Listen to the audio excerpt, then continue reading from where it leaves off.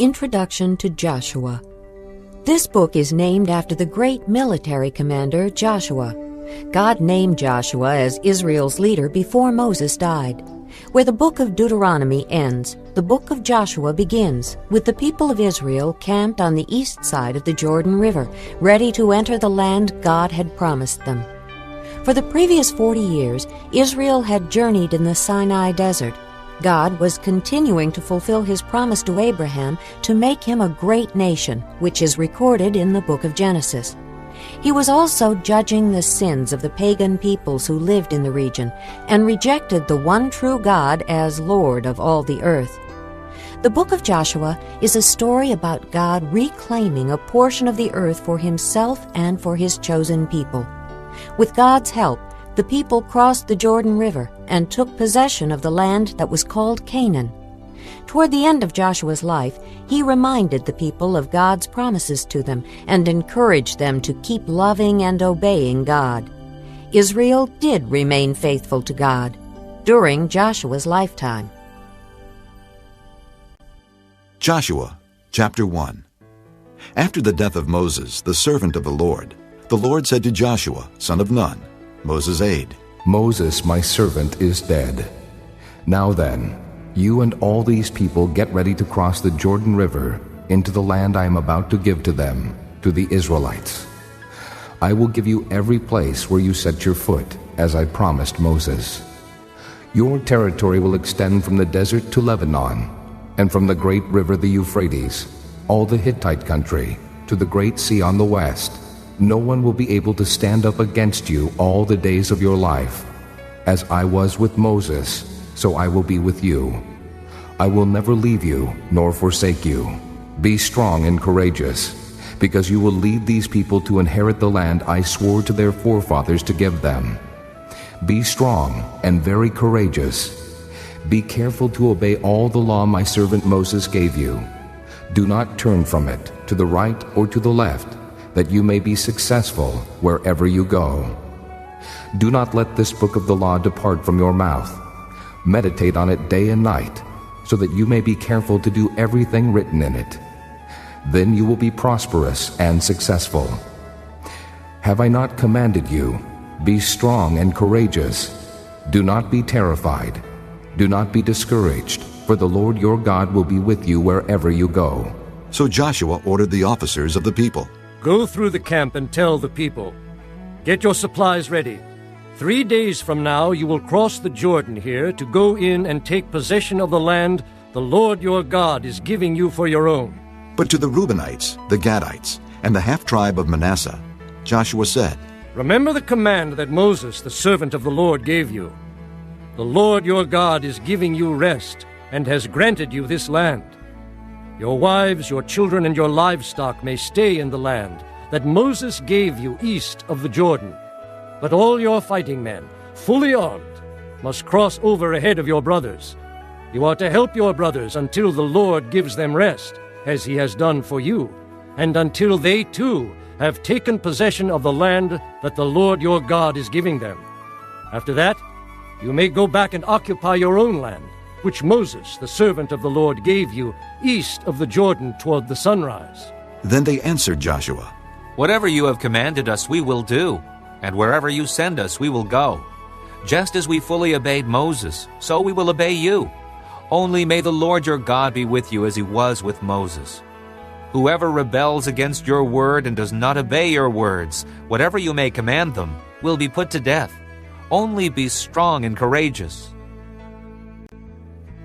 Chapter 2. Then Joshua son of Nun secretly sent 2 spies from Shittim. Go, look over the land, He said. especially Jericho. So they went and entered the house of a prostitute named Rahab and stayed there.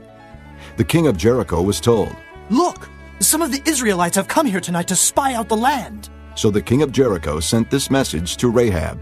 Bring out the men who came to you and entered your house, because they have come to spy out the whole land. But the woman had taken the 2 men and hidden them. She said, Yes, the men came to me, but I did not know where they had come from.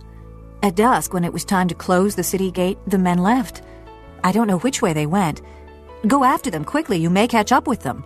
But she had taken them up to the roof and hidden them under the stalks of flax she had laid out on the roof.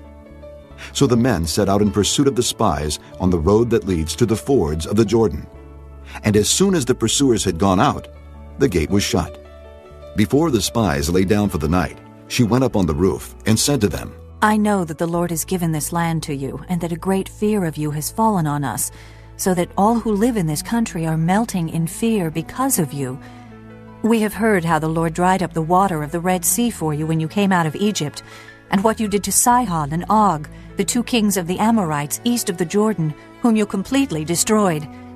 When we heard of it, our hearts melted, and everyone's courage failed because of you. For the Lord your God is God in heaven above and on the earth below. Now then, please swear to me by the Lord that you will show kindness to my family, because I have shown kindness to you. Give me a sure sign that you will spare the lives of my father and mother, my brothers and sisters, and all who belong to them, and that you will save us from death. Our lives for your lives. the men assured her. If you don't tell what we are doing, we will treat you kindly and faithfully when the Lord gives us the land. So she let them down by a rope through the window, for the house she lived in was part of the city wall. Now she had said to them, Go to the hills, so the pursuers will not find you. Hide yourselves there 3 days until they return, and then go on your way. The men said to her, This oath you made us swear will not be binding on us, unless, when we enter the land, you have tied this scarlet cord in the window through which you let us down, and unless you have brought your father and mother, your brothers and all your family into your house. If anyone goes outside your house into the street, his blood will be on his own head. We will not be responsible. As for anyone who is in the house with you, his blood will be on our head if a hand is laid on him. But if you tell what we are doing, we will be released from the oath you made us swear. Agreed. she replied. Let it be as you say. So she sent them away, and they departed, and she tied the scarlet cord in the window. When they left, they went into the hills and stayed there 3 days, until the pursuers had searched all along the road and returned without finding them. Then the 2 men started back. They went down out of the hills, forded the river, and came to Joshua son of Nun, and told him everything that had happened to them. They said to Joshua, The Lord has surely given the whole land into our hands. All the people are melting in fear because of us. Chapter 3. Early in the morning, Joshua and all the Israelites set out from Shittim and went to the Jordan, where they camped before crossing over. After 3 days, the officers went throughout the camp, giving orders to the people. When you see the ark of the covenant of the Lord your God, and the priests who are Levites carrying it, you are to move out from your positions and follow it. Then you will know which way to go, since you have never been this way before. But keep a distance of about 1,000 yards between you and the ark. Do not go near it. Joshua told the people, Consecrate yourselves, for tomorrow the Lord will do amazing things among you. Joshua said to the priests. Take up the Ark of the Covenant, and pass on ahead of the people. So they took it up and went ahead of them. And the Lord said to Joshua, Today I will begin to exalt you in the eyes of all Israel, so they may know that I am with you, as I was with Moses. Tell the priests who carry the Ark of the Covenant, when you reach the edge of the Jordan's waters, go and stand in the river. Joshua said to the Israelites, Come here and listen to the words of the Lord your God. This is how you will know that the living God is among you, and that he will certainly drive out before you the Canaanites, Hittites, Hivites, Perizzites, Girgashites, Amorites, and Jebusites. See, the ark of the covenant of the Lord of all the earth will go into the Jordan ahead of you. Now then, choose 12 men from the tribes of Israel, 1 from each tribe. And as soon as the priests who carry the ark of the Lord of all the earth, set foot in the Jordan, its waters flowing downstream will be cut off and stand up in a heap. So when the people broke camp to cross the Jordan, the priests carrying the Ark of the Covenant went ahead of them. Now the Jordan is at flood stage all during harvest. Yet as soon as the priests who carried the ark reached the Jordan and their feet touched the water's edge, the water from upstream stopped flowing. It piled up in a heap a great distance away, at a town called Adam, in the vicinity of Zarethan, while the water flowing down to the sea of the Arabah, the Salt Sea, was completely cut off. So the people crossed over opposite Jericho. The priests, who carried the Ark of the Covenant of the Lord, stood firm on dry ground in the middle of the Jordan, while all Israel passed by until the whole nation had completed the crossing on dry ground. Chapter 4. When the whole nation had finished crossing the Jordan, the Lord said to Joshua, Choose 12 men from among the people, one from each tribe, and tell them to take up 12 stones from the middle of the Jordan, from right where the priest stood, and to carry them over with you, and put them down at the place where you stay tonight. So Joshua called together the 12 men he had appointed from the Israelites, one from each tribe, and said to them, Go over before the ark of the Lord your God into the middle of the Jordan. Each of you is to take up a stone on his shoulder, according to the number of the tribes of the Israelites, to serve as a sign among you. In the future, when your children ask you, What do these stones mean? Tell them that the flow of the Jordan was cut off before the ark of the covenant of the Lord. When it crossed the Jordan, the waters of the Jordan were cut off. These stones are to be a memorial to the people of Israel forever. So the Israelites did as Joshua commanded them. They took 12 stones from the middle of the Jordan, according to the number of the tribes of the Israelites, as the Lord had told Joshua. And they carried them over with them to their camp, where they put them down. Joshua set up the 12 stones that had been in the middle of the Jordan at the spot where the priests who carried the Ark of the Covenant had stood, and they are there to this day. Now the priests who carried the ark remained standing in the middle of the Jordan until everything the Lord had commanded Joshua was done by the people, just as Moses had directed Joshua. The people hurried over, and as soon as all of them had crossed, the ark of the Lord and the priests came to the other side while the people watched. The men of Reuben, Gad, and the half-tribe of Manasseh crossed over, armed, in front of the Israelites, as Moses had directed them. About 40,000 armed for battle crossed over before the Lord, to the plains of Jericho for war. That day the Lord exalted Joshua in the sight of all Israel, and they revered him all the days of his life, just as they had revered Moses. Then the Lord said to Joshua, Command the priests carrying the ark of the testimony to come up out of the Jordan. So Joshua commanded the priests, Come up out of the Jordan. And the priests came up out of the river carrying the Ark of the Covenant of the Lord. No sooner had they set their feet on the dry ground than the waters of the Jordan returned to their place and ran at flood stage as before. On the 10th day of the first month, the people went up from the Jordan and camped at Gilgal on the eastern border of Jericho. And Joshua set up at Gilgal the 12 stones they had taken out of the Jordan. He said to the Israelites, In the future, when your descendants ask their fathers, What do these stones mean? Tell them, Israel crossed the Jordan on dry ground. For the Lord your God dried up the Jordan before you until you had crossed over. The Lord your God did to the Jordan just what he had done to the Red Sea when he dried it up before us until we had crossed over. He did this so that all the peoples of the earth might know that the hand of the Lord is powerful, and so that you might always fear the Lord your God. Chapter 5. Now when all the Amorite kings west of the Jordan and all the Canaanite kings along the coast heard how the Lord had dried up the Jordan before the Israelites until we had crossed over, their hearts melted, and they no longer had the courage to face the Israelites. At that time the Lord said to Joshua, Make flint knives and circumcise the Israelites again. So Joshua made flint knives and circumcised the Israelites at Gibeath-Haaraloth. Now this is why he did so. All those who came out of Egypt, all the men of military age, died in the desert on the way after leaving Egypt. All the people that came out had been circumcised, but all the people born in the desert during the journey from Egypt had not. The Israelites had moved about in the desert 40 years, until all the men who were of military age when they left Egypt had died, since they had not obeyed the Lord. For the Lord had sworn to them that they would not see the land that he had solemnly promised their fathers to give us, a land flowing with milk and honey. So he raised up their sons in their place, and these were the ones Joshua circumcised. They were still uncircumcised because they had not been circumcised on the way. And after the whole nation had been circumcised, they remained where they were in camp until they were healed. Then the Lord said to Joshua, Today I have rolled away the reproach of Egypt from you. So the place has been called Gilgal to this day. On the evening of the 14th day of the month, while camped at Gilgal on the plains of Jericho, the Israelites celebrated the Passover. The day after the Passover, that very day, they ate some of the produce of the land, unleavened bread, and roasted grain.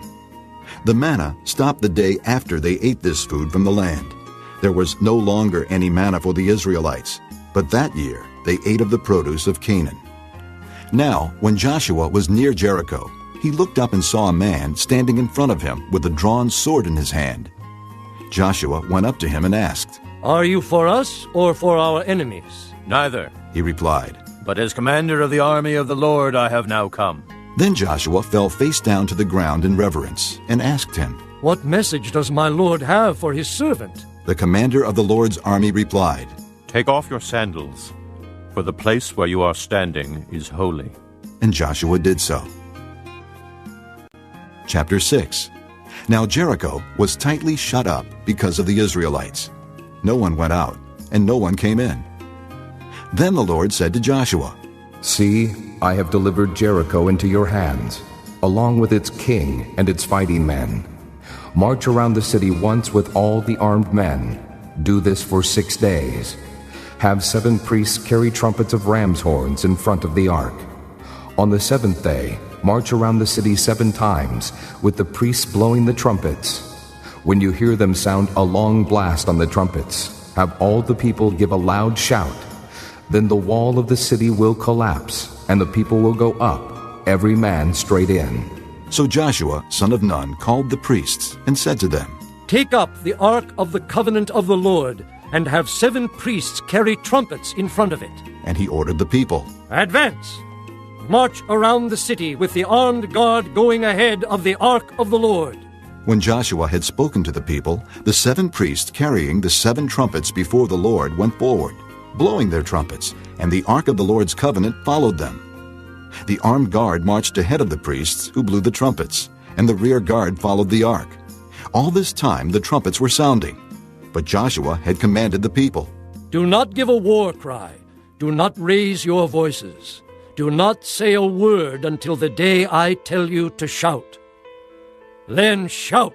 So he had the ark of the Lord carried around the city, circling it once. Then the people returned to camp and spent the night there. Joshua got up early the next morning, and the priests took up the ark of the Lord. The 7 priests, carrying the 7 trumpets, went forward, marching before the ark of the Lord and blowing the trumpets. The armed men went ahead of them, and the rear guard followed the ark of the Lord, while the trumpets kept sounding. So on the 2nd day, they marched around the city once and returned to the camp. They did this for 6 days. On the 7th day, they got up at daybreak and marched around the city 7 times in the same manner, except that on that day they circled the city 7 times. The 7th time around, when the priests sounded the trumpet blast, Joshua commanded the people, Shout, for the Lord has given you the city. The city and all that is in it are to be devoted to the Lord. Only Rahab the prostitute and all who are with her in her house shall be spared, because she hid the spies we sent. But keep away from the devoted things, so that you will not bring about your own destruction by taking any of them. Otherwise you will make the camp of Israel liable to destruction and bring trouble on it. All the silver and gold and the articles of bronze and iron are sacred to the Lord and must go into his treasury. When the trumpet sounded, the people shouted. And at the sound of the trumpet, when the people gave a loud shout, the wall collapsed. So every man charged straight in, and they took the city. They devoted the city to the Lord, and destroyed with the sword every living thing in it, men and women, young and old, cattle, sheep, and donkeys. Joshua said to the 2 men who had spied out the land, Go into the prostitute's house and bring her out, and all who belong to her, in accordance with your oath to her. So the young men who had done the spying went in and brought out Rahab, her father and mother and brothers, and all who belonged to her. They brought out her entire family, and put them in a place outside the camp of Israel. Then they burned the whole city and everything in it, But they put the silver and gold and the articles of bronze and iron into the treasury of the Lord's house. But Joshua spared Rahab the prostitute with her family and all who belonged to her, because she hid the men Joshua had sent as spies to Jericho, and she lives among the Israelites to this day. At that time, Joshua pronounced this solemn oath: Cursed before the Lord is the man who undertakes to rebuild this city Jericho. At the cost of his firstborn son will he lay its foundations. At the cost of his youngest will he set up its gates. So the Lord was with Joshua, and his fame spread throughout the land. Chapter 7. But the Israelites acted unfaithfully in regard to the devoted things. Achan, son of Carmi, the son of Zimri, the son of Zerah, of the tribe of Judah, took some of them. So the Lord's anger burned against Israel. Now Joshua sent men from Jericho to Ai, which is near Beth-aven, to the east of Bethel, and told them, Go up and spy out the region. So the men went up and spied out Ai. When they returned to Joshua, they said, Not all the people will have to go up against Ai. Send 2,000 or 3,000 men to take it, and do not weary all the people, for only a few men are there. So about 3,000 men went up, but they were routed by the men of Ai, who killed about 36 of them. They chased the Israelites from the city gate as far as the stone quarries, and struck them down on the slopes. At this the hearts of the people melted and became like water. Then Joshua tore his clothes and fell face down to the ground before the ark of the Lord, remaining there till evening. The elders of Israel did the same, and sprinkled dust on their heads. And Joshua said, Ah, sovereign Lord, why did you ever bring this people across the Jordan to deliver us into the hands of the Amorites to destroy us? If only we had been content to stay on the other side of the Jordan. O Lord, what can I say, now that Israel has been routed by its enemies? The Canaanites and the other people of the country will hear about this, and they will surround us and wipe out our name from the earth. What then will you do for your own great name? The Lord said to Joshua, Stand up. What are you doing down on your face? Israel has sinned. They have violated my covenant, which I commanded them to keep. They have taken some of the devoted things. They have stolen. They have lied. They have put them with their own possessions. That is why the Israelites cannot stand against their enemies. They turned their backs and run, because they have been made liable to destruction. I will not be with you any more, unless you destroy whatever among you is devoted to destruction. Go, consecrate the people. Tell them, consecrate yourselves in preparation for tomorrow, for this is what the Lord, the God of Israel, says. That which is devoted is among you, O Israel. You cannot stand against your enemies until you remove it. In the morning, present yourselves tribe by tribe. The tribe that the Lord takes shall come forward clan by clan. The clan that the Lord takes shall come forward family by family. And the family that the Lord takes shall come forward man by man. He who is caught with the devoted thing shall be destroyed by fire, along with all that belongs to him. He has violated the covenant of the Lord and has done a disgraceful thing in Israel. Early the next morning, Joshua had Israel come forward by tribes, and Judah was taken. The clans of Judah came forward, and he took the Zerahites.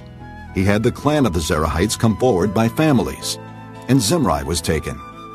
Joshua had his family come forward, man by man, and Achan, son of Carmi, the son of Zimri, the son of Zerah, of the tribe of Judah, was taken.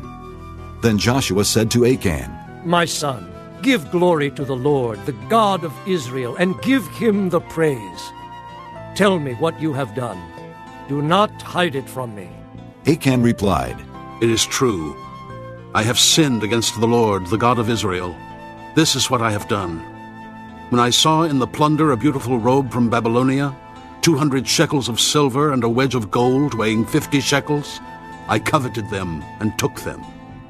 They are hidden in the ground inside my tent with the silver underneath.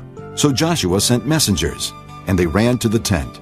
And there it was, hidden in his tent, with the silver underneath.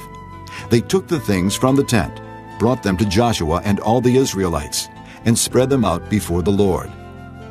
Then Joshua, together with all Israel, took Achan, son of Zerah, the silver, the robe, the gold wedge, his sons and daughters, his cattle, donkeys, and sheep, his tent, and all that he had, to the valley of Achor. Joshua said, "Why have you brought this trouble on us? The Lord will bring trouble on you today." Then all Israel stoned him, and after they had stoned the rest, they burned them. Over Achan they heaped up a large pile of rocks, which remains to this day. Then the Lord turned from his fierce anger. Therefore that place has been called the Valley of Achor ever since. Chapter 8. Then the Lord said to Joshua, Do not be afraid. Do not be discouraged. Take the whole army with you, and go up and attack Ai. For I have delivered into your hands the king of Ai, his people, his city, and his land. You shall do to Ai and its king as you did to Jericho and its king, except that you may carry off their plunder and livestock for yourselves. Set an ambush behind the city. So Joshua and the whole army moved out to attack Ai. He chose 30,000 of his best fighting men and sent them out at night with these orders. Listen carefully. You are to set an ambush behind the city. Don't go very far from it. All of you be on the alert. I and all those with me will advance on the city. And when the men come out against us, as they did before, we will flee from them. They will pursue us until we have lured them away from the city, for they will say, "They are running away from us as they did before." So when we flee from them, you are to rise up from ambush and take the city. The Lord your God will give it into your hand. When you have taken the city, set it on fire. Do what the Lord has commanded. See to it. You have my orders. Then Joshua sent them off, and they went to the place of ambush and lay in wait between Bethel and Ai, to the west of Ai. But Joshua spent that night with the people. Early the next morning, Joshua mustered his men, and he and the leaders of Israel marched before them to Ai. The entire force that was with him marched up and approached the city and arrived in front of it. They set up camp north of Ai, with the valley between them and the city. Joshua had taken about 5,000 men and set them in ambush between Bethel and Ai, to the west of the city. They had the soldiers take up their positions, all those in the camp to the north of the city, and the ambush to the west of it. That night, Joshua went into the valley. When the king of Ai saw this, he and all the men of the city hurried out early in the morning to meet Israel in battle at a certain place overlooking the Arabah. But he did not know that an ambush had been set against him behind the city. Joshua and all Israel let themselves be driven back before them, and they fled toward the desert. All the men of Ai were called to pursue them, and they pursued Joshua and were lured away from the city. Not a man remained in Ai or Bethel who did not go after Israel. They left the city open and went in pursuit of Israel. Then the Lord said to Joshua, Hold out toward Ai the javelin that is in your hand, for into your hand I will deliver the city. So Joshua held out his javelin toward Ai. As soon as he did this, the men in the ambush rose quickly from their position and rushed forward. They entered the city and captured it, and quickly set it on fire. The men of Ai looked back and saw the smoke of the city rising against the sky, but they had no chance to escape in any direction, for the Israelites, who had been fleeing toward the desert, had turned back against their pursuers. For when Joshua and all Israel saw that the ambush had taken the city, and that smoke was going up from the city, they turned around and attacked the men of Ai. The men of the ambush also came out of the city against them, so that they were caught in the middle, with Israelites on both sides. Israel cut them down, leaving them neither survivors nor fugitives. But they took the king of Ai alive and brought him to Joshua. When Israel had finished killing all the men of Ai in the fields and in the desert where they had chased them, and when every one of them had been put to the sword, all the Israelites returned to Ai and killed those who were in it. 12,000 men and women fell that day, all the people of Ai. For Joshua did not draw back the hand that held out his javelin until he had destroyed all who lived in Ai. But Israel did carry off for themselves the livestock and plunder of this city, as the Lord had instructed Joshua. So Joshua burned Ai and made it a permanent heap of ruins, a desolate place to this day. He hung the king of Ai on a tree and left him there until evening. At sunset, Joshua ordered them to take his body from the tree and throw it down at the entrance of the city gate. And they raised a large pile of rocks over it, which remains to this day. Then Joshua built on Mount Ebal an altar to the Lord, the God of Israel, as Moses the servant of the Lord had commanded the Israelites. He built it according to what is written in the book of the law of Moses, an altar of uncut stones, on which no iron tool had been used. On it they offered to the Lord burnt offerings and sacrificed fellowship offerings. There, in the presence of the Israelites, Joshua copied on stones the law of Moses, which he had written. All Israel, aliens and citizens alike, with their elders, officials, and judges, were standing on both sides of the Ark of the Covenant of the Lord, facing those who carried it, the priests, who were Levites. Half of the people stood in front of Mount Gerizim, and half of them in front of Mount Ebal, as Moses, the servant of the Lord, had formally commanded when he gave instructions to bless the people of Israel. Afterward, Joshua read all the words of the law, the blessings and the curses, just as it is written in the book of the law. There was not a word of all that Moses had commanded that Joshua did not read to the whole assembly of Israel, including the women and children, and the aliens who lived among them. Chapter 9. Now when all the kings west of the Jordan heard about these things, those in the hill country, in the western foothills, and along the entire coast of the Great Sea as far as Lebanon, the kings of the Hittites, Amorites, Canaanites, Perizzites, Hivites, and Jebusites, they came together to make war against Joshua and Israel. However, when the people of Gibeon heard what Joshua had done to Jericho and Ai, they resorted to a ruse. They went as a delegation whose donkeys were loaded with worn-out sacks and old wineskins, cracked and mended. The men put worn and patched sandals on their feet and wore old clothes. All the bread of their food supply was dry and moldy. Then they went to Joshua in the camp at Gilgal and said to him and the men of Israel, "We have come from a distant country. Make a treaty with us." The men of Israel said to the Hivites, "But perhaps you live near us. How then can we make a treaty with you?" "We are your servants," they said to Joshua. But Joshua asked, "Who are you and where do you come from?" They answered, "Your servants have come from a very distant country because of the fame of the Lord your God. For we have heard reports of him, all that he did in Egypt, and all that he did to the two kings of the Amorites east of the Jordan, Sihon, king of Heshbon, and Og, king of Bashan, who reigned in Ashtaroth.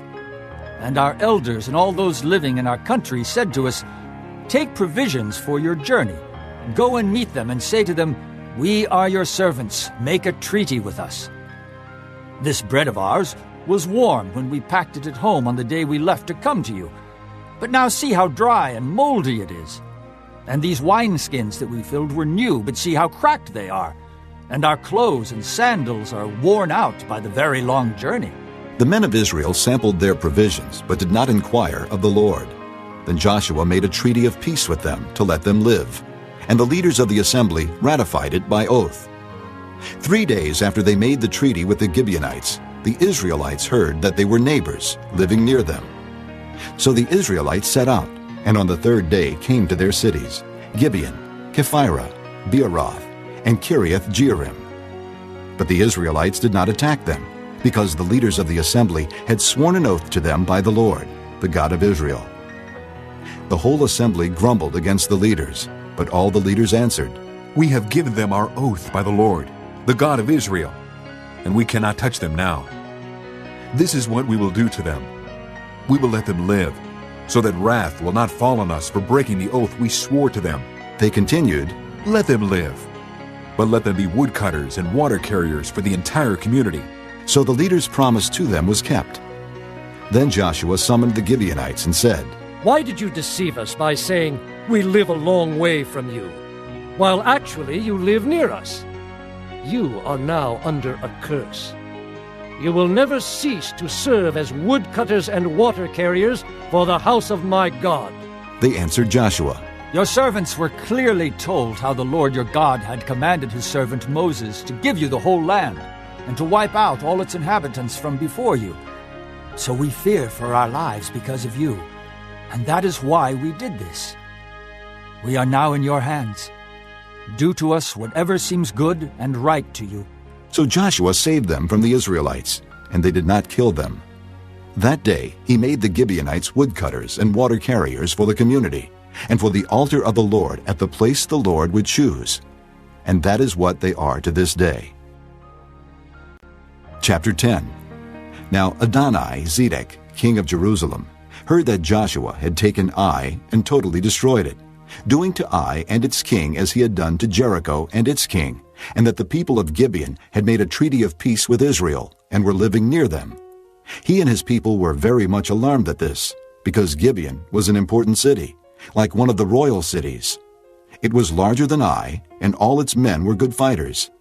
So Adoni-Zedek, king of Jerusalem, appealed to Hoham, king of Hebron, Piram, king of Jarmuth, Japhiah, king of Lachish, and Deber, king of Eglon. "Come up and help me attack Gibeon," he said, "because it has made peace with Joshua and the Israelites." Then the 5 kings of the Amorites, the kings of Jerusalem, Hebron, Jarmuth, Lachish, and Eglon, joined forces. They moved up with all their troops and took up positions against Gibeon and attacked it. The Gibeonites then sent word to Joshua in the camp at Gilgal. "Do not abandon your servants. Come up to us quickly and save us. Help us, because all the Amorite kings from the hill country have joined forces against us." So Joshua marched up from Gilgal with his entire army, including all the best fighting men. The Lord said to Joshua, "Do not be afraid of them. I have given them into your hand. Not one of them will be able to withstand you." After an all-night march from Gilgal, Joshua took them by surprise. The Lord threw them into confusion before Israel, who defeated them in a great victory at Gibeon. Israel pursued them along the road going up to Beth-horon, and cut them down all the way to Azekah and Makkedah. As they fled before Israel on the road down from Beth-horon to Azekah, the Lord hurled large hailstones down on them from the sky, and more of them died from the hailstones than were killed by the swords of the Israelites. On the day the Lord gave the Amorites over to Israel, Joshua said to the Lord in the presence of Israel, "O sun, stand still over Gibeon. O moon, over the valley of Ajalon." So the sun stood still, and the moon stopped, till the nation avenged itself on its enemies, as it is written in the book of Jasher. The sun stopped in the middle of the sky and delayed going down about a full day. There has never been a day like it before or since, a day when the Lord listened to a man. Surely the Lord was fighting for Israel. Then Joshua returned with all Israel to the camp at Gilgal. Now the 5 kings had fled and hidden in the cave at Makkedah. When Joshua was told that the 5 kings had been found hiding in the cave at Makkedah, he said, "Roll large rocks up to the mouth of the cave, and post some men there to guard it. But don't stop. Pursue your enemies. Attack them from the rear, and don't let them reach their cities. For the Lord your God has given them into your hand." So Joshua and the Israelites destroyed them completely, almost to a man.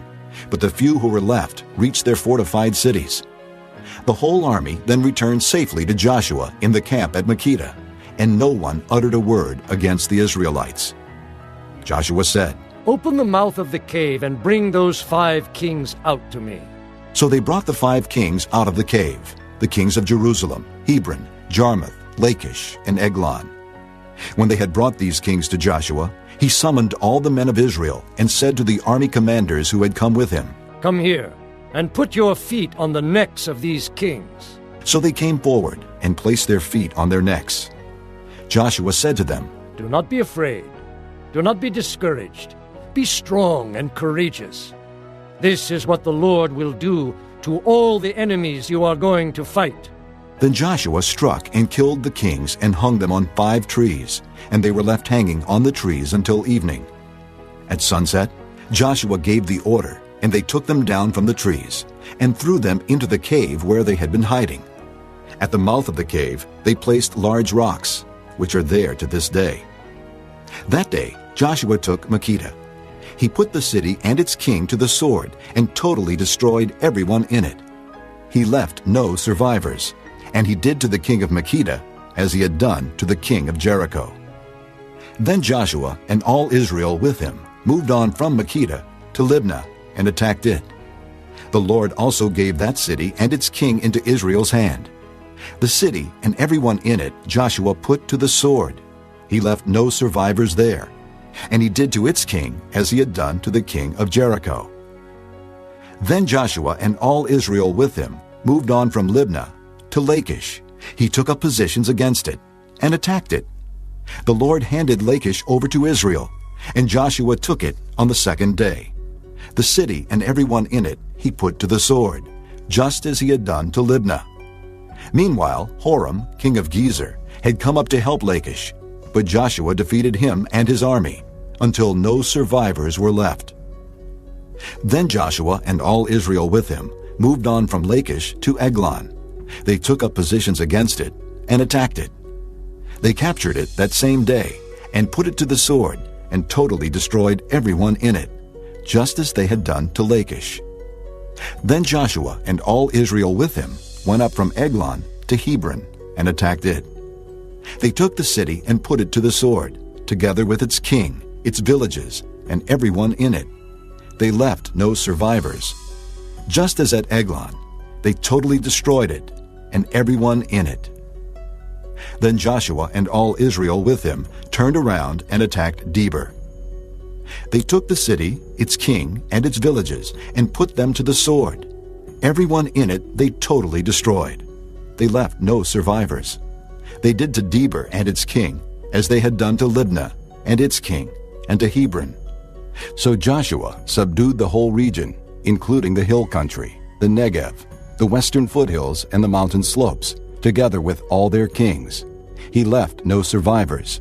He totally destroyed all who breathed, just as the Lord, the God of Israel, had commanded. Joshua subdued them from Kadesh Barnea to Gaza, and from the whole region of Goshen to Gibeon. All these kings and their lands Joshua conquered in one campaign, because the Lord, the God of Israel, fought for Israel. Then Joshua returned with all Israel to the camp at Gilgal. Chapter 11. When Jabin, king of Hazor, heard of this, he sent word to Jobab, king of Madon, to the kings of Shimron and Akshaph, and to the northern kings who were in the mountains, in the Arabah south of Kinnereth, in the western foothills, and in Naphoth Dor on the west, to the Canaanites in the east and west, to the Amorites, Hittites, Perizzites, and Jebusites in the hill country, and to the Hivites below Hermon, in the region of Mizpah. They came out with all their troops and a large number of horses and chariots, a huge army, as numerous as the sand on the seashore. All these kings joined forces and made camp together at the waters of Merom to fight against Israel. The Lord said to Joshua, "Do not be afraid of them, because by this time tomorrow I will hand all of them over to Israel, slain. You are to hamstring their horses and burn their chariots." So Joshua and his whole army came against them suddenly at the waters of Merom and attacked them, and the Lord gave them into the hand of Israel. They defeated them and pursued them all the way to Greater Sidon, to Misrephoth-Maim, and to the valley of Mizpah on the east, until no survivors were left. Joshua did to them as the Lord had directed. He hamstrung their horses and burned their chariots. At that time Joshua turned back and captured Hazor and put its king to the sword. Hazor had been the head of all these kingdoms. Everyone in it they put to the sword. They totally destroyed them, not sparing anything that breathed, and he burned up Hazor itself. Joshua took all these royal cities and their kings and put them to the sword. He totally destroyed them, as Moses the servant of the Lord had commanded. Yet Israel did not burn any of the cities built on their mounds, except Hazor, which Joshua burned. The Israelites carried off for themselves all the plunder and livestock of these cities, but all the people they put to the sword until they completely destroyed them, not sparing anyone that breathed. As the Lord commanded his servant Moses, so Moses commanded Joshua, and Joshua did it.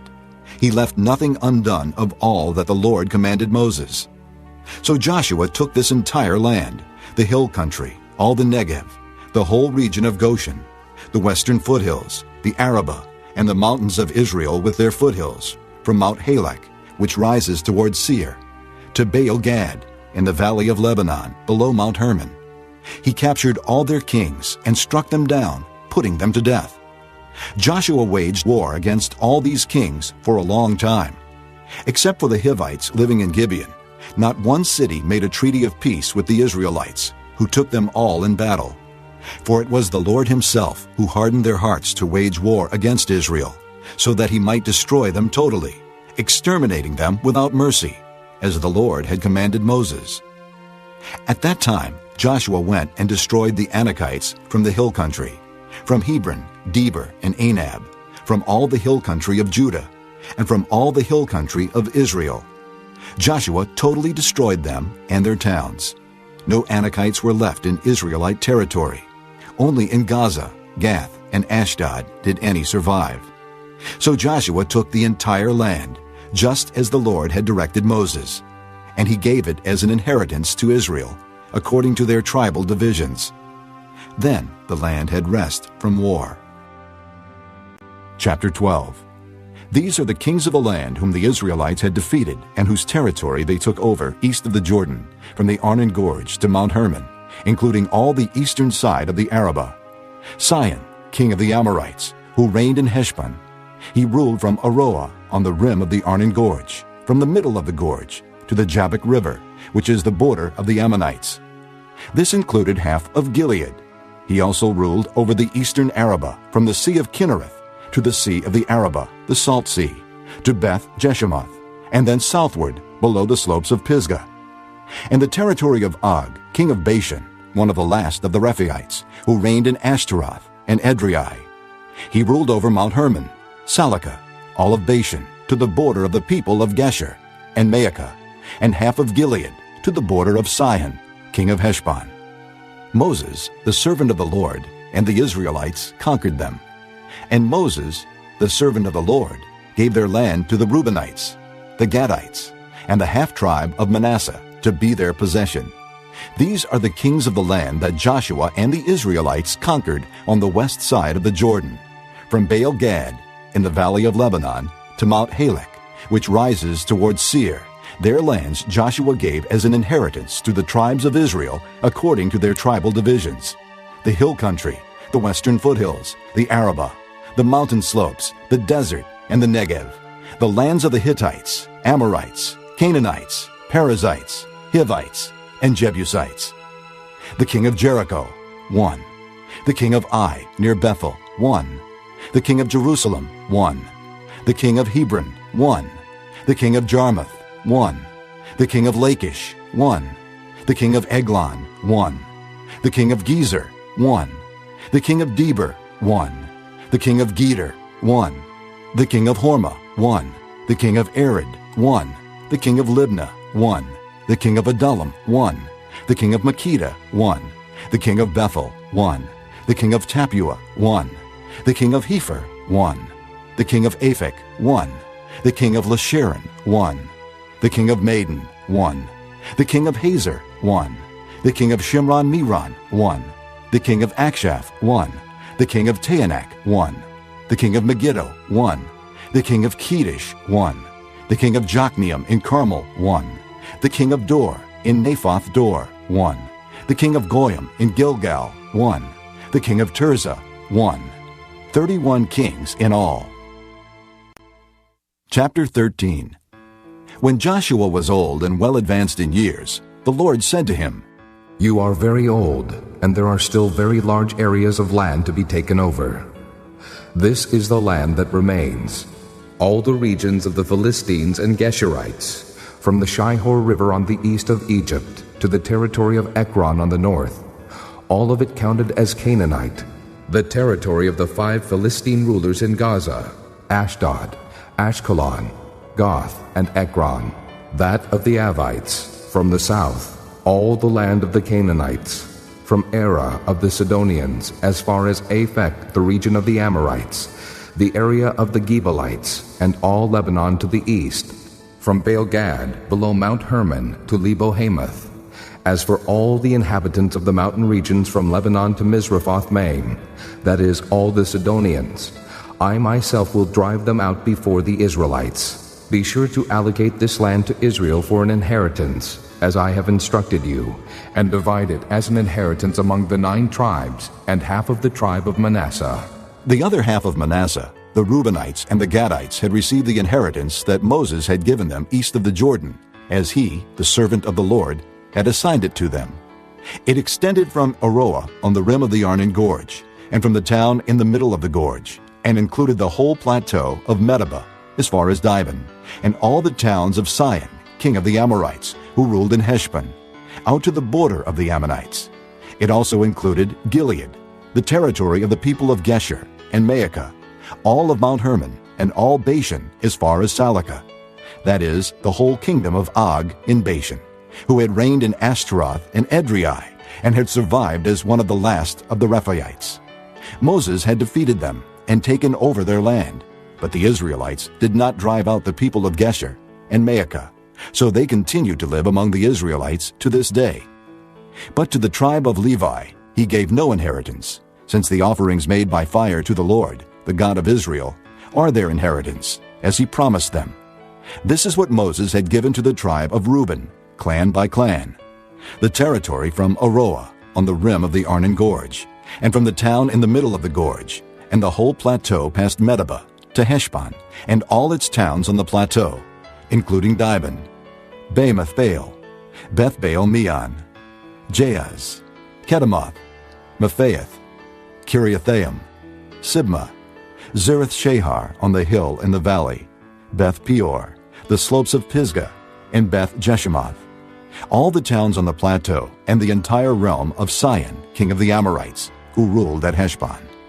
Moses had defeated him and the Midianite chiefs, Evi, Rechem, Zur, Hur, and Reba, princes allied with Sihon, who lived in that country.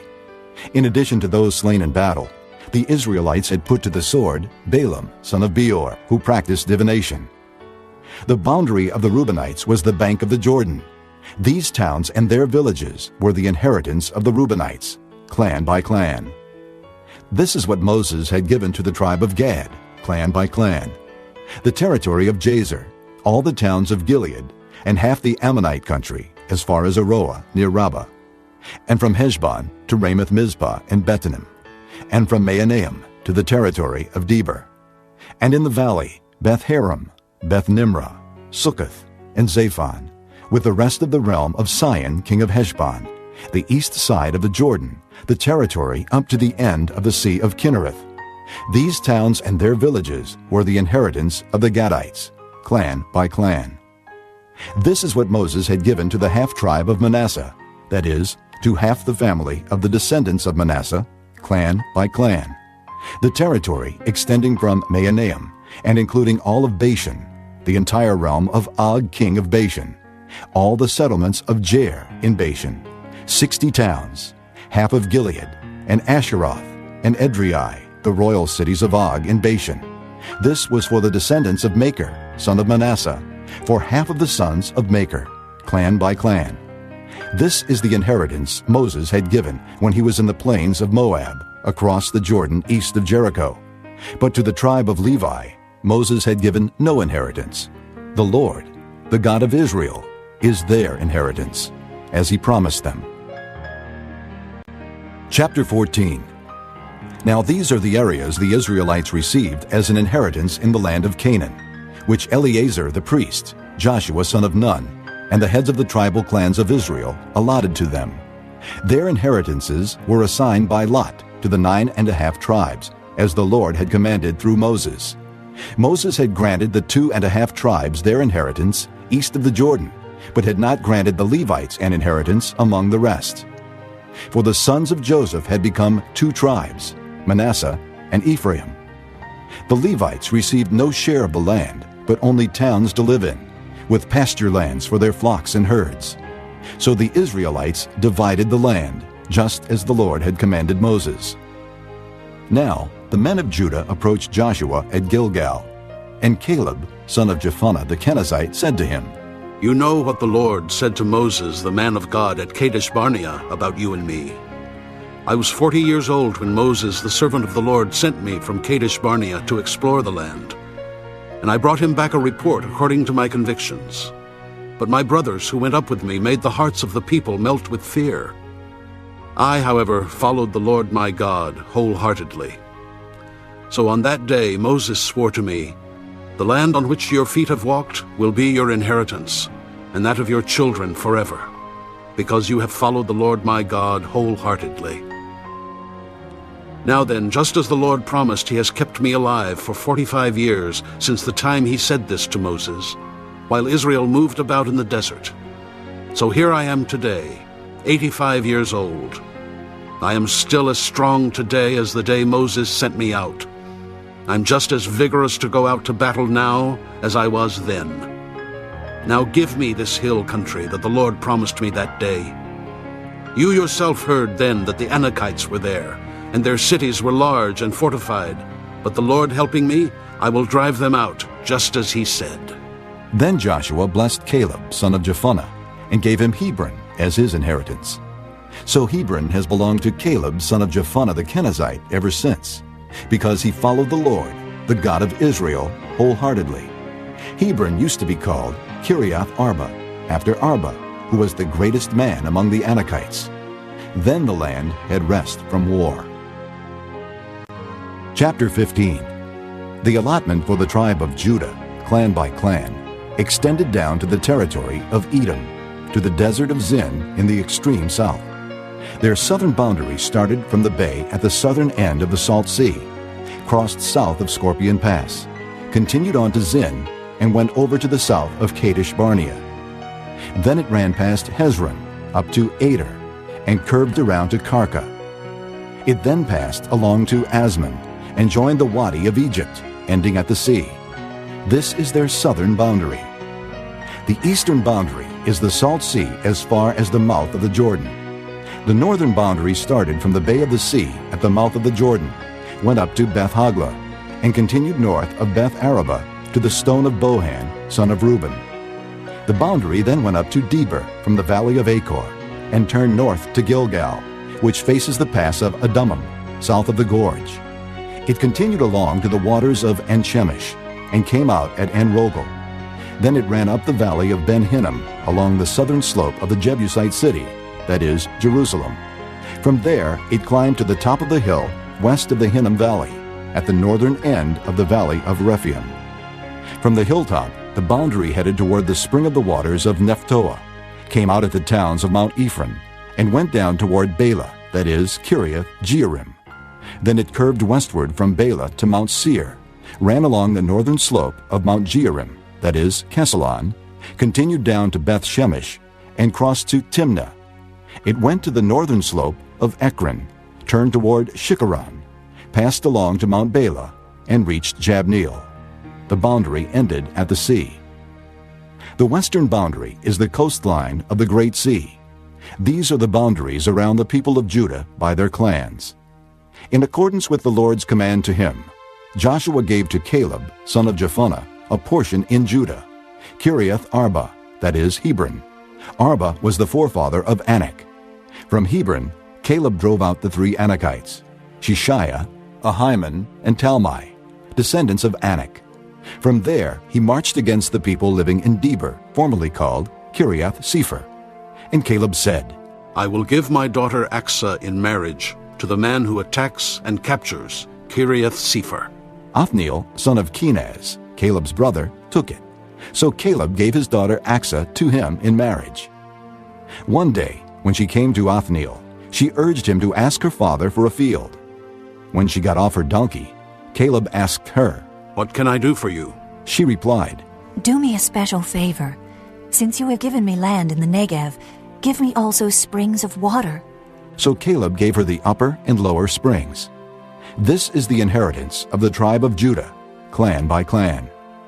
The southernmost towns of the tribe of Judah in the Negev toward the boundary of Edom were Kabzeel, Eder, Jagur, Kinah, Damonah, Adadah, Kedesh, Hazor, Ithnan, Ziph, Telam, Bealoth, Hazor Hadadah, Kerioth Hezron, that is, Hazor, Ammon, Shema, Maladah, Hazar Gaddah, Heshmon, Beth Pelet, Hazar Shual, Beersheba, Biziathiah, Bela, Iam, Ezem, Eltolad, Kisel, Hormah, Ziklag, Madmanah, Sansannah, Lebaoth, Shillim, Ayin, and Rimmon, a total of 29 towns and their villages. In the western foothills, Eshtaol, Zorah, Ashna, Zanoah, En-Ganim, Tappuah, Enam, Jarmuth, Adullam, Soko, Azekah, Shearaim, Adathaim, and Gederah, or Gederathaim, 14 towns and their villages. Zenon, Hadashah, Migdalgad, Dilian, Mizpah, Joktheel, Lachish, Bozkath, Eglon, Caban, Lamas, Kitlish, Gederoth, Beth Dagon, Naamah, and Makkedah, 16 towns and their villages. Libnah, Ether, Ashan, Iftah, Ashna, Nezib, Keilah, Aksib, and Maresha, 9 towns and their villages. Ekron, with its surrounding settlements and villages. West of Ekron, all that were in the vicinity of Ashdod, together with their villages. Ashdod, its surrounding settlements and villages. And Gaza, its settlements and villages, as far as the Wadi of Egypt and the coastline of the Great Sea. In the hill country, Shamer, Jattir, Soko, Dana, Kiriath Sana, that is, Deber, Anab, Eshtemoa, Anam, Goshen, Holon, and Gilo, 11 towns and their villages. Arab, Duma, Eshan, Janim, Beth Tappuah, Aphekah, Humta, Kiriath Arba, that is Hebron, and Zior, 9 towns and their villages. Maon, Carmel, Ziph, Judah, Jezreel, Jokdeam, Zanoah, Cain, Gibeah, and Timnah, 10 towns and their villages. Halhul, Beth Zur, Gedor, Meerath, Beth Anath, and Eltekon, 6 towns and their villages. Kiriath Baal, that is Kiriath Jearim, and Rabbah, 2 towns and their villages. In the desert, Beth Arabah, Middin, Sekakah, Nibshan, the city of salt, and En Gedi, 6 towns and their villages. Judah could not dislodge the Jebusites who were living in Jerusalem. To this day, the Jebusites lived there with the people of Judah. Chapter 16. The allotment for Joseph began at the Jordan of Jericho, east of the waters of Jericho, and went up from there through the desert into the hill country of Bethel. It went on from Bethel, that is, Luz, crossed over to the territory of the Archites in Ataroth, descended westward to the territory of the Japhletites as far as the region of Lower Beth Horon, and on to Gezer, ending at the sea. So Manasseh and Ephraim, the descendants of Joseph, received their inheritance. This was the territory of Ephraim, clan by clan. The boundary of their inheritance went from Ataroth Adar in the east to Upper Beth Horon and continued to the sea. From Mikmethath on the north, it curved eastward to Taanath Shiloh, passing by it to Genoa on the east. Then it went down from Genoa to Ataroth and Naarah, touched Jericho, and came out at the Jordan. From Tappuah the border went west to the Cana ravine and ended at the sea. This was the inheritance of the tribe of the Ephraimites, clan by clan. It also included all the towns and their villages that were set aside for the Ephraimites within the inheritance of the Manassites. They did not dislodge the Canaanites living in Gezer. To this day, the Canaanites live among the people of Ephraim, but are required to do forced labor. Chapter 17. This was the allotment for the tribe of Manasseh as Joseph's firstborn, that is, for Machir, Manasseh's firstborn. Machir was the ancestor of the Gileadites, who had received Gilead and Bashan, because the Machirites were great soldiers. So this allotment was for the rest of the people of Manasseh, the clans of Abiezer, Helek, Asriel, Shechem, Hepher, and Shemida. These are the other male descendants of Manasseh, son of Joseph, by their clans. Now Zelophehad, son of Hepher, the son of Gilead, the son of Machir, the son of Manasseh, had no sons but only daughters, whose names were Mela, Noah, Hoglah, Milcah, and Tirzah. They went to Eleazar the priest, Joshua son of Nun, and the leaders, and said, "The Lord commanded Moses to give us an inheritance among our brothers." So Joshua gave them an inheritance along with the brothers of their father, according to the Lord's command. Manasseh's share consisted of 10 tracts of land besides Gilead and Bashan east of the Jordan, because the daughters of the tribe of Manasseh received an inheritance among the sons. The land of Gilead belonged to the rest of the descendants of Manasseh. The territory of Manasseh extended from Asher to Mikmethath, east of Shechem. The boundary ran southward from there to include the people living at En-Tappuah. Manasseh had the land of Tappuah, but Tappuah itself, on the boundary of Manasseh, belonged to the Ephraimites. Then the boundary continued south to the Cana ravine.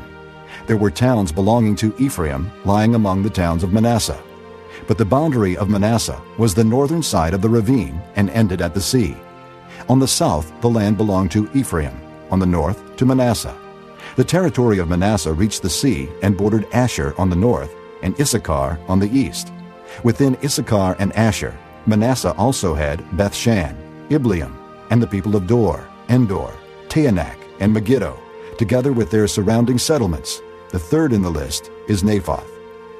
Yet the Manassites were not able to occupy these towns, for the Canaanites were determined to live in that region. However, when the Israelites grew stronger, they subjected the Canaanites to forced labor, but did not drive them out completely. The people of Joseph said to Joshua, "Why have you given us only one allotment and one portion for an inheritance? We are a numerous people, and the Lord has blessed us abundantly." "If you are so numerous," Joshua answered, "and if the hill country of Ephraim is too small for you, go up into the forest and clear land for yourselves, there in the land of the Perizzites and the Rephaites." The people of Joseph replied, "The hill country is not enough for us, and all the Canaanites who live in the plain have iron chariots, both those in Beth-shan and its settlements, and those in the valley of Jezreel." But Joshua said to the house of Joseph, to Ephraim and Manasseh, "You are numerous and very powerful. You will have not only one allotment, but the forested hill country as well. Clear it, and its farthest limits will be yours. Though the Canaanites have iron chariots, and though they are strong, you can drive them out." Chapter 18. The whole assembly of the Israelites gathered at Shiloh and set up the tent of meeting there. The country was brought under their control, but there were still 7 Israelite tribes who had not yet received their inheritance. So Joshua said to the Israelites, "How long will you wait before you begin to take possession of the land that the Lord, the God of your fathers, has given you? Appoint 3 men from each tribe. I will send them out to make a survey of the land and to write a description of it, according to the inheritance of each. Then they will return to me. You are to divide the land into 7 parts. Judah is to remain in its territory on the south, and the house of Joseph in its territory on the north. After you have written descriptions of the 7 parts of the land, bring them here to me, and I will cast lots for you in the presence of the Lord our God. The Levites, however, do not get a portion among you, because the priestly service of the Lord is their inheritance. And Gad, Reuben, and the half-tribe of Manasseh have already received their inheritance on the east side of the Jordan. Moses, the servant of the Lord, gave it to them." As the men started on their way to map out the land, Joshua instructed them, "Go and make a survey of the land and write a description of it. Then return to me, and I will cast lots for you here at Shiloh in the presence of the Lord." So the men left and went through the land.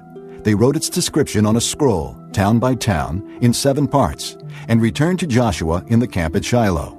Joshua then cast lots for them in Shiloh in the presence of the Lord, and there he distributed the land to the Israelites according to their tribal divisions. The lot came up for the tribe of Benjamin, clan by clan. Their allotted territory lay between the tribes of Judah and Joseph. On the north side, their boundary began at the Jordan, past the northern slope of Jericho, and headed west into the hill country, coming out at the desert of Beth-aven. From there, it crossed to the south slope of Luz, that is Bethel, and went down to Adaroth-Adar, on the hill south of Lower Beth-horon. From the hill facing Beth-horon on the south, the boundary turned south along the western side and came out at Kiriath-baal, that is Kiriath-jearim, a town of the people of Judah. This was the western side. The southern side began at the outskirts of Kiriath-jearim on the west, and the boundary came out at the spring of the waters of Nephtoah. The boundary went down to the foot of the hill facing the valley of Ben-Hinnom, north of the valley of Rephaim. It continued down the Hinnom Valley along the southern slope of the Jebusite city, and so to En-Rogel. It then curved north, went to En-Shemesh, continued to Galiloth, which faces the pass of Edomim, and ran down to the stone of Bohan, son of Reuben. It continued to the northern slope of Beth-Araba, and on down into the Arabah. It then went to the northern slope of Beth-Hoglah, and came out at the northern bay of the Salt Sea, at the mouth of the Jordan in the south. This was the southern boundary. The Jordan formed the boundary on the eastern side. These were the boundaries that marked out the inheritance of the clans of Benjamin on all sides. The tribe of Benjamin, clan by clan, had the following cities: Jericho, Beth-Hoglah, Emek-Keziz, Beth-Araba, Zemaraim, Bethel, Avim, Perah, Ophrah, Kepher-Ammoni, Ophni, and Geba, 12 towns and their villages: Gibeon, Ramah, Beeroth, Mizpah, Kephirah, Moza, Rechem, Erpeel, Terlah, Zelah, Haeleph, the Jebusite city, that is Jerusalem, Gibeah, and Kiriath, 14 towns and their villages. This was the inheritance of Benjamin for its clans. This concludes Disc 13. Chapter 19.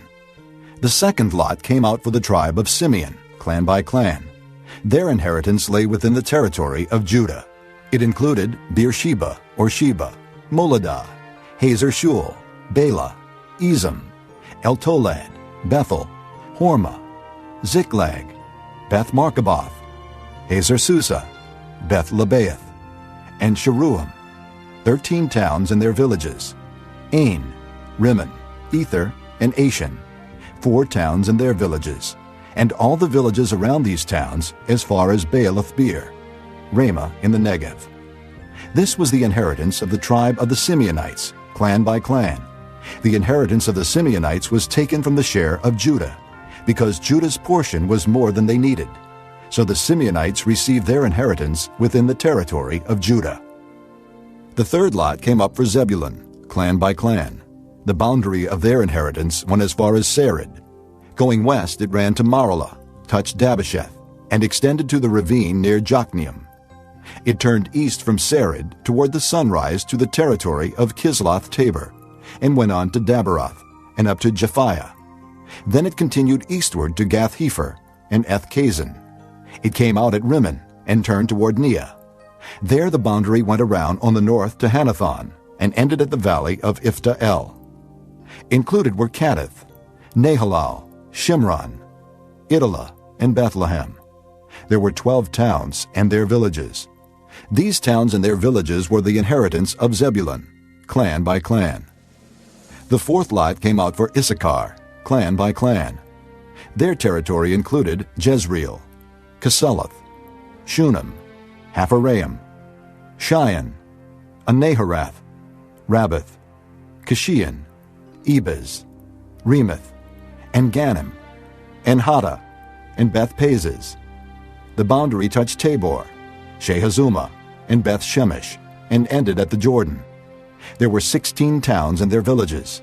These towns and their villages were the inheritance of the tribe of Issachar, clan by clan. The fifth lot came out for the tribe of Asher, clan by clan. Their territory included Helkath, Halai, Beaton, Akshaph, Alamelech, Amad, and Mishal.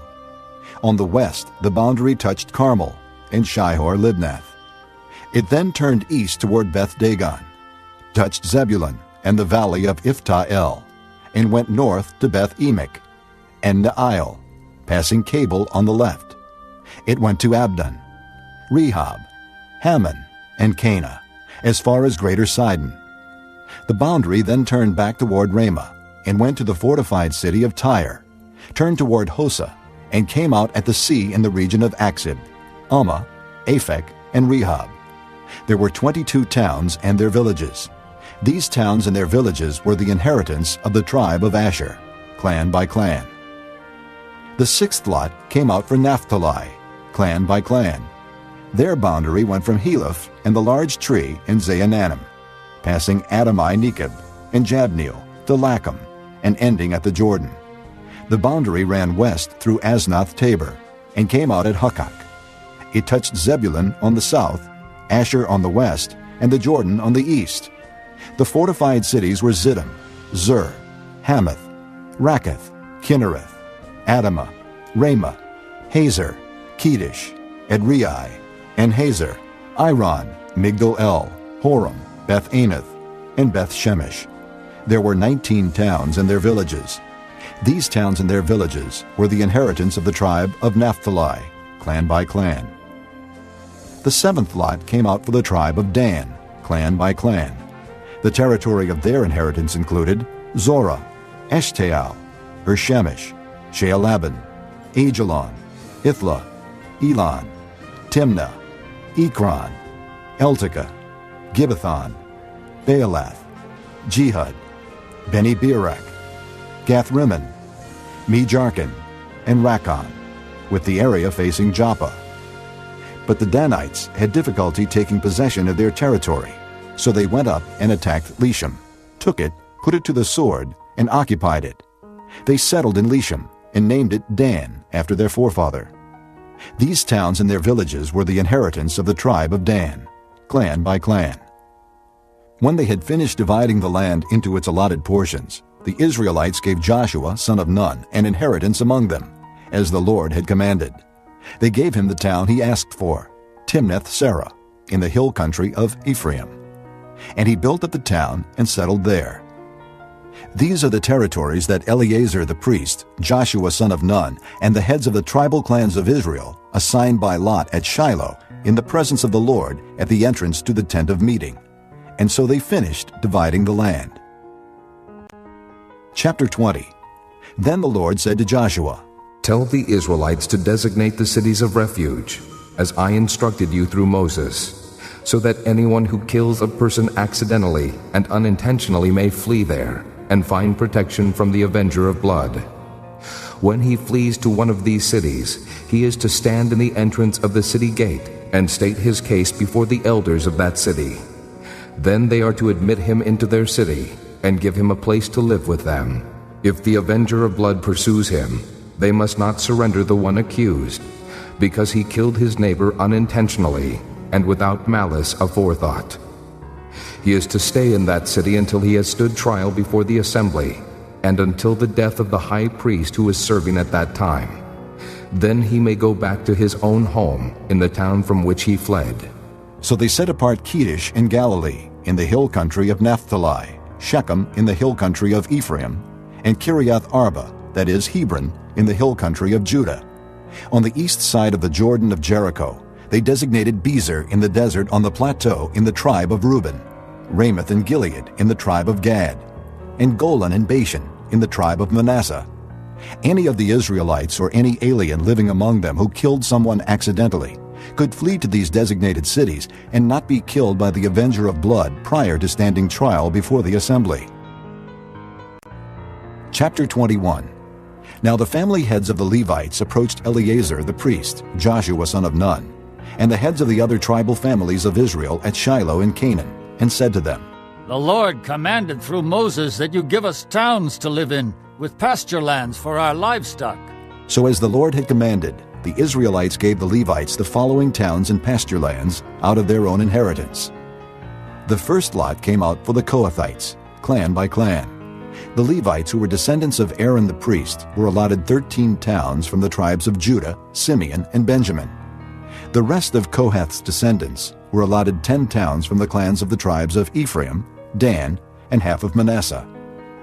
The descendants of Gershon were allotted 13 towns from the clans of the tribes of Issachar, Asher, Naphtali, and the half-tribe of Manasseh in Bashan. The descendants of Merari, clan by clan, received 12 towns from the tribes of Reuben, Gad, and Zebulun. So the Israelites allotted to the Levites these towns and their pasture lands, as the Lord had commanded through Moses. From the tribes of Judah and Simeon, they allotted the following towns by name.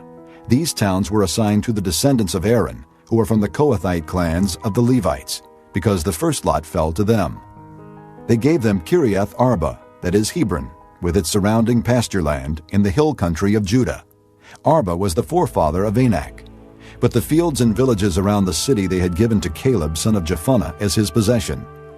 So to the descendants of Aaron the priest they gave Hebron, a city of refuge for one accused of murder, Libnah, Jattir, Eshtemoa, Holon, Deber, Ain, Judah, and Beth Shemesh, together with their pasture lands, 9 towns from these 2 tribes.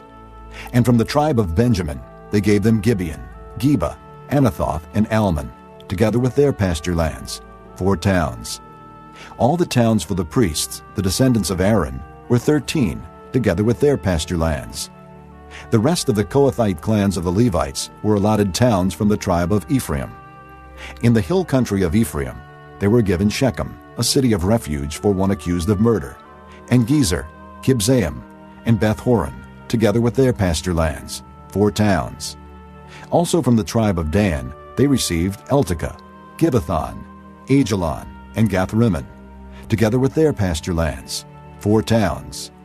From half the tribe of Manasseh, they received Taanach and Gath-rimmon, together with their pasture lands, 2 towns. All these 10 towns and their pasture lands were given to the rest of the Kohathite clans.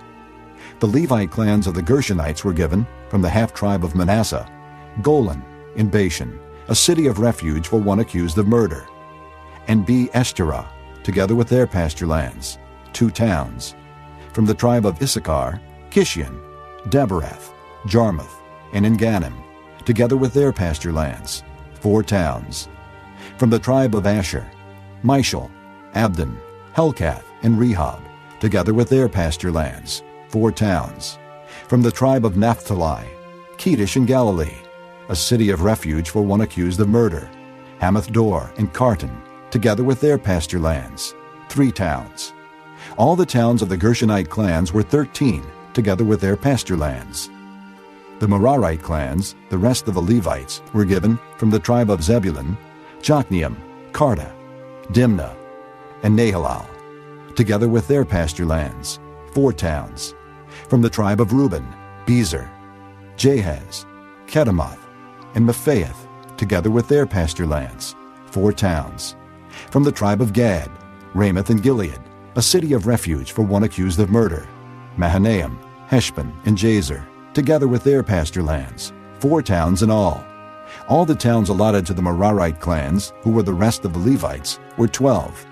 The towns of the Levites in the territory held by the Israelites were 48 in all, together with their pasture lands. Each of these towns had pasture lands surrounding it. This was true for all these towns. So the Lord gave Israel all the land he had sworn to give their forefathers, and they took possession of it and settled there. The Lord gave them rest on every side, just as he had sworn to their forefathers. Not one of their enemies withstood them. The Lord handed all their enemies over to them. Not one of all the Lord's good promises to the house of Israel failed. Every one was fulfilled. Chapter 22. Then Joshua summoned the Reubenites, the Gadites, and the half-tribe of Manasseh, and said to them, You have done all that Moses, the servant of the Lord, commanded, and you have obeyed me in everything I commanded. For a long time now, to this very day, you have not deserted your brothers, but have carried out the mission the Lord your God gave you. Now that the Lord your God has given your brothers rest, as he promised, return to your homes in the land that Moses, the servant of the Lord, gave you on the other side of the Jordan. But be very careful to keep the commandment and the law that Moses, the servant of the Lord, gave you, to love the Lord your God, to walk in all his ways, to obey his commands, to hold fast to him, and to serve him with all your heart and all your soul." Then Joshua blessed them and sent them away, and they went to their homes. To the half-tribe of Manasseh Moses had given land in Bashan, and to the other half of the tribe Joshua gave land on the west side of the Jordan with their brothers. When Joshua sent them home, he blessed them, saying, "Return to your homes with your great wealth, with large herds of livestock, with silver, gold, bronze, and iron, and a great quantity of clothing, and divide with your brothers the plunder from your enemies." So the Reubenites, the Gadites, and the half-tribe of Manasseh left the Israelites at Shiloh in Canaan to return to Gilead, their own land, which they had acquired in accordance with the command of the Lord through Moses. When they came to Geliloth, near the Jordan in the land of Canaan, the Reubenites, the Gadites, and the half-tribe of Manasseh built an imposing altar there by the Jordan. And when the Israelites heard that they had built the altar on the border of Canaan at Geliloth, near the Jordan on the Israelite side, the whole assembly of Israel gathered at Shiloh to go to war against them. So the Israelites sent Phinehas, son of Eleazar the priest, to the land of Gilead, to Reuben, Gad, and the half-tribe of Manasseh. With him they sent 10 of the chief men, one for each of the tribes of Israel, each the head of a family division among the Israelite clans. When they went to Gilead, to Reuben, Gad, and the half-tribe of Manasseh, they said to them, "The whole assembly of the Lord says, 'How could you break faith with the God of Israel like this? How could you turn away from the Lord and build yourselves an altar in rebellion against him now? Was not the sin of Peor enough for us? Up to this very day we have not cleansed ourselves from that sin, even though a plague fell on the community of the Lord. And are you now turning away from the Lord? If you rebel against the Lord today, tomorrow he will be angry with the whole community of Israel. If the land you possess is defiled, come over to the Lord's land where the Lord's tabernacle stands, and share the land with us. But do not rebel against the Lord or against us by building an altar for yourselves, other than the altar of the Lord our God.' When Achan, son of Zerah, acted unfaithfully regarding the devoted things, did not wrath come upon the whole community of Israel? He was not the only one who died for his sin." Then Reuben, Gad, and the half-tribe of Manasseh replied to the heads of the clans of Israel, "The Mighty One, God the Lord, the Mighty One, God the Lord, he knows, and let Israel know. If this has been in rebellion or disobedience to the Lord, do not spare us this day. If we have built our own altar to turn away from the Lord, and to offer burnt offerings and grain offerings, or to sacrifice fellowship offerings on it, may the Lord himself call us to account. No, we did it for fear that someday your descendants might say to ours, 'What do you have to do with the Lord, the God of Israel?' The Lord has made the Jordan a boundary between us and you Reubenites and Gadites. You have no share in the Lord. So your descendants might cause ours to stop fearing the Lord. That is why we said, 'Let us get ready and build an altar,' but not for burnt offerings or sacrifices. On the contrary, it is to be a witness between us and you and the generations that follow, that we will worship the Lord at his sanctuary with our burnt offerings, sacrifices, and fellowship offerings. Then in the future your descendants will not be able to say to ours, 'You have no share in the Lord.'" And we said, "If they ever say this to us or to our descendants, we will answer, 'Look at the replica of the Lord's altar, which our fathers built, not for burnt offerings and sacrifices, but as a witness between us and you. Far be it from us to rebel against the Lord and turn away from him today by building an altar for burnt offerings, grain offerings, and sacrifices, other than the altar of the Lord our God that stands before his tabernacle." When Phinehas the priest and the leaders of the community, the heads of the clans of the Israelites, heard what Reuben, Gad, and Manasseh had to say, they were pleased. And Phinehas, son of Eleazar the priest, said to Reuben, Gad, and Manasseh, "Today we know that the Lord is with us, because you have not acted unfaithfully toward the Lord in this matter. Now you have rescued the Israelites from the Lord's hand." Then Phinehas, son of Eleazar the priest, and the leaders returned to Canaan from their meeting with the Reubenites and Gadites in Gilead, and reported to the Israelites. They were glad to hear the report and praised God. And they talked no more about going to war against them to devastate the country where the Reubenites and the Gadites lived. And the Reubenites and the Gadites gave the altar this name: A Witness Between Us that the Lord is God. Chapter 23. After a long time had passed, and the Lord had given Israel rest from all their enemies around them, Joshua, by then old and well advanced in years, summoned all Israel, their elders, leaders, judges, and officials, and said to them, I am old and well advanced in years. You yourselves have seen everything the Lord your God has done to all these nations for your sake. It was the Lord your God who fought for you. Remember how I have allotted as an inheritance for your tribes all the land of the nations that remain, the nations I conquered, between the Jordan and the great sea in the west. The Lord your God himself will drive them out of your way. He will push them out before you, and you will take possession of their land, as the Lord your God promised you. Be very strong. Be careful to obey all that is written in the book of the law of Moses, without turning aside to the right or to the left. Do not associate with these nations that remain among you. Do not invoke the names of their gods or swear by them.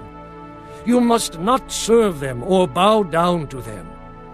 But you are to hold fast to the Lord your God, as you have until now. The Lord has driven out before you great and powerful nations. To this day no one has been able to withstand you. One of you routs 1,000, because the Lord your God fights for you, just as he promised. So be very careful to love the Lord your God.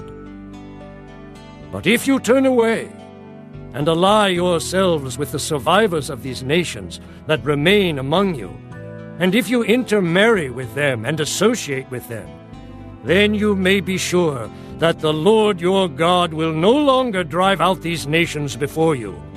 Instead, they will become snares and traps for you, whips on your backs and thorns in your eyes, until you perish from this good land, which the Lord your God has given you. Now I am about to go the way of all the earth. You know with all your heart and soul that not one of all the good promises the Lord your God gave you has failed. Every promise has been fulfilled, not one has failed. But just as every good promise of the Lord your God has come true, so the Lord will bring on you all the evil he has threatened, until he has destroyed you from this good land he has given you. If you violate the covenant of the Lord your God, which he commanded you, and go and serve other gods and bow down to them, the Lord's anger will burn against you, and you will quickly perish from the good land he has given you. Chapter 24. Then Joshua assembled all the tribes of Israel at Shechem. He summoned the elders, leaders, judges, and officials of Israel, and they presented themselves before God. Joshua said to all the people, This is what the Lord, the God of Israel, says. Long ago your forefathers, including Terah, the father of Abraham and Nahor, lived beyond the river and worshipped other gods. But I took your father Abraham from the land beyond the river and led him throughout Canaan and gave him many descendants. I gave him Isaac, and to Isaac I gave Jacob and Esau. I assigned the hill country of Seir to Esau, but Jacob and his sons went down to Egypt. Then I sent Moses and Aaron, and I afflicted the Egyptians by what I did there, and I brought you out. When I brought your fathers out of Egypt, you came to the sea, and the Egyptians pursued them with chariots and horsemen as far as the Red Sea. But they cried to the Lord for help, and he put darkness between you and the Egyptians. He brought the sea over them and covered them. You saw with your own eyes what I did to the Egyptians. Then you lived in the desert for a long time. I brought you to the land of the Amorites who lived east of the Jordan. They fought against you, but I gave them into your hands. I destroyed them from before you, and you took possession of their land.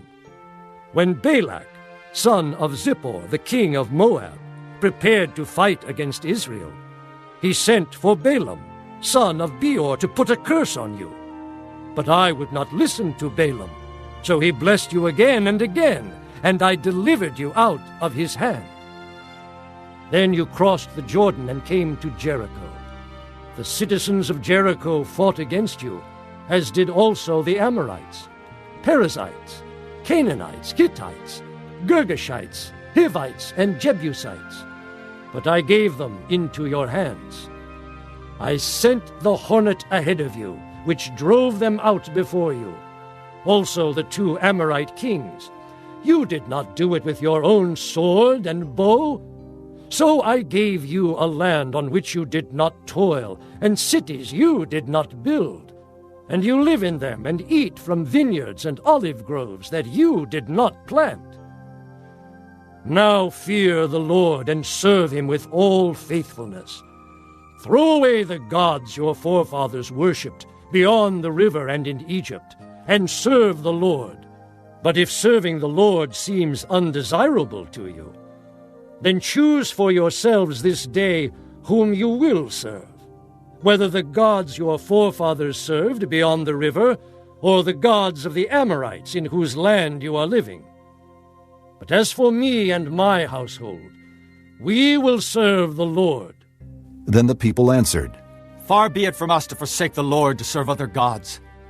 It was the Lord our God himself who brought us and our fathers up out of Egypt, from that land of slavery, and performed those great signs before our eyes. He protected us on our entire journey, and among all the nations through which we traveled. And the Lord drove out before us all the nations, including the Amorites who lived in the land. We too will serve the Lord, because he is our God. Joshua said to the people, You are not able to serve the Lord. He is a holy God. He is a jealous God. He will not forgive your rebellion and your sins. If you forsake the Lord and serve foreign gods, he will turn and bring disaster on you and make an end of you after he has been good to you. But the people said to Joshua, No, we will serve the Lord. Then Joshua said, You are witnesses against yourselves that you have chosen to serve the Lord. Yes, we are witnesses. They replied. Now then, said Joshua, throw away the foreign gods that are among you, and yield your hearts to the Lord, the God of Israel. And the people said to Joshua, We will serve the Lord our God and obey him. On that day Joshua made a covenant for the people, and there at Shechem he drew up for them decrees and laws. And Joshua recorded these things in the book of the law of God. Then he took a large stone and set it up there under the oak near the holy place of the Lord. See, he said to all the people, this stone will be a witness against us.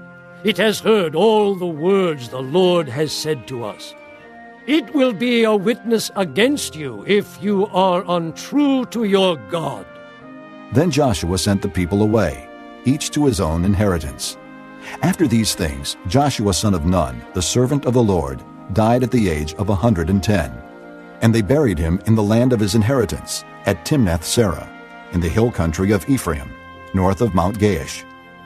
Israel served the Lord throughout the lifetime of Joshua, and of the elders who outlived him, and who had experienced everything the Lord had done for Israel. And Joseph's bones, which the Israelites had brought up from Egypt, were buried at Shechem in the tract of land that Jacob bought for 100 pieces of silver from the sons of Hamor, the father of Shechem. This became the inheritance of Joseph's descendants. And Eleazar son of Aaron died and was buried at Gibeah, which had been allotted to his son Phinehas in the hill country of Ephraim.